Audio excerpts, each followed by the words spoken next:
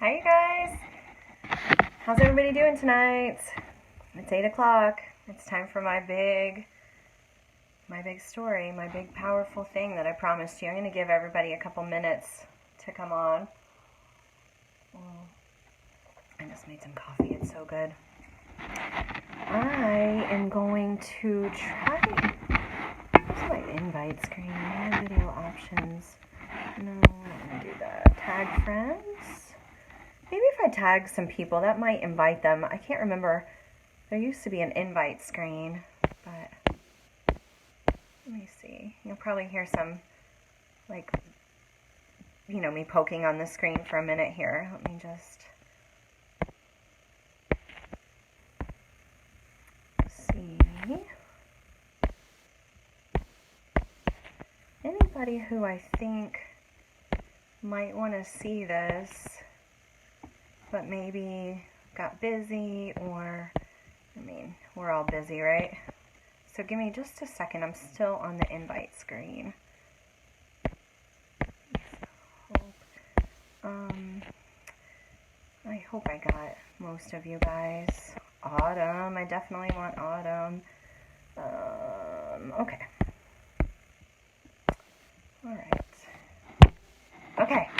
So, how's everybody doing tonight? I hope that you guys are all doing good. There's a couple reasons why I wanted to go on. I'm not really going to pay much attention to the comments right now, so if you have something to say, I'll just check it out later. But there's just something that I want to share with you guys, and so thank you for joining me while I embark on this powerful journey of joy and pain and awareness and just kind of ultimately triumph, and it's just my story, and it's my life. And I am Jennifer Petite, and I'm just going to share with you some of the important lessons that I've learned as I prepare to join Club 40. So I have a few more months to go, but I'm getting there, and that's when I feel a little bit qualified. Some of the older generation will probably laugh at me, but I feel somewhat qualified to tell you some of the things that I have learned, and recently too. So let's see, what's my background? I was a waitress for a long time. I probably waited tables at every single restaurant you've ever eaten at, and I did that for 16 years. I went to medical assisting school back, and I graduated from Texas School of Business in 2002 as a medical assistant. I've always worked in women's health care. And then I was an egg donor. I was a single parent, actually, and so I needed money, and I had tons of help, but it's rough being a single parent. So I needed money, and egg donor seemed like a good option. I had no genetic problems, and I was happy to help women. So that led me to my current job as a medical assistant doing fertility, which I love. I love my job. I'm one of these lucky people that actually loves my job. So how did I end up here? You guys know that I'm selling Unique, and by selling Unique, I'm also supporting a foundation that helps women of childhood sexual abuse. So I love that.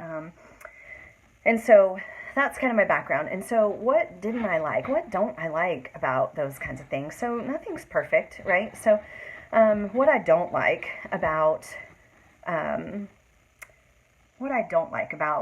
don't want to call it corporate America. That just sounds negative. It's not negative. We all need jobs. Money's the currency. It's a necessary evil. We all have to make it. So, we all go to school. We either work 9 to 5, whatever. We're working for somebody, whatever the case is. But a lot of times I've been overworked and underpaid. There's times where I've been doing the same job as somebody else and making less money for years, no recognition. You clock in, you go home, it's just, monotony. And what did I want? I wanted more time. I wanted more freedom. I want these things. I don't like that about having to go to work every day. My whole life revolved around work when I worked full time. It was, come home, hurry up and get everything done because I know I needed to get to sleep so that I could do it all again tomorrow. It was just tireless. So it was emotionally draining. At the end of the day, I didn't have any patience. Really, throughout the entire day, I didn't have any patience. I didn't even have patience for the people I was working with. If they weren't, in my opinion, working hard enough or weren't learning quick enough or whatever, that's not who I am, but when you work the grind like that, you start to kind of see some things in yourself that you're not so proud of. So, and I am okay to say that I did some of those things. And so I was missing out on my kids. I was missing out on time with my husband. You know, I would come home from work and I see my brother and my sister being silly. You guys are silly. But thank you for being here. I love you guys. So I'd come home and I would kind of gripe at my husband. He's awesome. But I would complain he wasn't helping me around the house enough. He wasn't doing enough to help with the baby. He was never doing enough. It was never him to begin with. It was always just, I didn't have enough time. So anyways, you know, we all feel like that. When we all work, we're all drained. We want our kids. We love our kids. But man, so also I was paying so much in daycare. You guys all know. I mean, it was over $800 a month in daycare. I mean, I could have been driving a Tesla for that amount of money. And instead, I probably had some junky old Taurus. So it's rough. So, and plus Reed was always sick. He was getting hurt. You know, I'd get the call, Reed got bit by somebody. Reed bit somebody. It's so funny. But anyway, I didn't like any of these things. But the biggest problem I thought with working, I'll call it corporate America, just for lack of my, I know, a better word. The biggest problem was, so let's see, I would hate Mondays. I would look forward to Fridays. You know, Wednesdays, you're half there. I mean, my life was just, it's not living. That's not living. So, you know, back in July of 2012, me and my son Mylan, my older one, were in a car accident, and that was during the time of the Depression. So I was already suffering financially. Gas was over $4 a gallon. I was waiting tables as a second job, and I went from making $200 a week to probably making $50 a week. It was awful. It was terrible. And then here I am, all of a sudden, stuck in ICU with my son needing blood transfusions, and then my job says, well, you have short-term disability, but we're not going to cover you because, or, you know, that doesn't cover me because I'm not the one injured. It's for my son, you know. No long-term disability, sorry, no benefits, we're sorry for you. Okay, so that's okay, whatever. It was just at a bad time, you just don't have anything. You know, it's okay. Life goes on. Whatever. We get over it. Thankfully, my grandparents gave me $2,500 and helped me save my house. So that was one thing. You know, that's just, you know, those types of those jobs. I'm going to tell you something about them that we all feel safe with, these benefits, but they're not always as safe as you think. And then again, which it was in August of 2016, my 14-month-old baby Reed became quadriplegic paralyzed overnight. He had a cold. All of a sudden, he was in ICU on a ventilator. And I was out of work. Me and my husband were both at his bedside for 2 months straight doing that. Neither one of us worked. So here I am again. I'm not the one injured. I'm not the one sick. I don't have any benefits, you know, and I don't care because my son's just about dying, but that doesn't, the bills are still due. So thankfully, Chris was part of some, like a long-term sick bank at his job, so he was able to float us, and we have amazing friends that stepped up, friends and family that, my goodness, if it wasn't for them, I don't know where we would be, and I don't even want to know where we would be, but thankfully we all came out of it, Reed came out of it, things are better, everything's good, but I learned a lot. Through going through all of this. So I guess the big kicker of that at the end of the day, and how that this is tying back into the point of why I'm not so crazy about corporate America and why I don't feel safe, you know, as safe as I think that, you know, some people do, is, you know, now both of my kids are uninsurable for life insurance. For health insurance, thank goodness they're still okay, but for life insurance, you know, the funny thing is when you have all your benefits through your job and you lose your job for whatever reason, you know, you're not on a corporate policy anymore, and no one wants to give you life insurance. So neither one of my boys are insurable. Isn't that funny? So, you know, you guys all need to get some private insurance policies and investments and things, but that's not really what I'm here to talk about. So, so what I hate and why jobs aren't really safe anymore. So another thing about this world is we got to recognize it is things are changing. If your job can be done digitally, it will be, you know, and it's going to be sooner than you realize. Every restaurant I go to, even fast food, I can order my own food. There's a little thing on the table, I can do it. You know, how many jobs is that missing? I go to Sam's, I go to Walmart, I check myself out, you know. We don't need anybody for those jobs. What else? Teaching. You think you're safe, right? And I hope to God you are. I don't want to see this because I love all my teachers, and I would be nothing without them. But I was in college right before Reed got sick. I went back to school, and every one of my classes was at least a hybrid class. They could have been all online, but I chose hybrids, which means 50% is online teaching and learning anyway. So there's plenty of learning that is nothing but online. Banking, I can't even tell you the last time I saw the inside of a bank. I mean, I do everything from my phone. Loans, mortgages, nursing. Even nursing, we teach videos on how to do injections. Government shutdown. You're not safe at the government.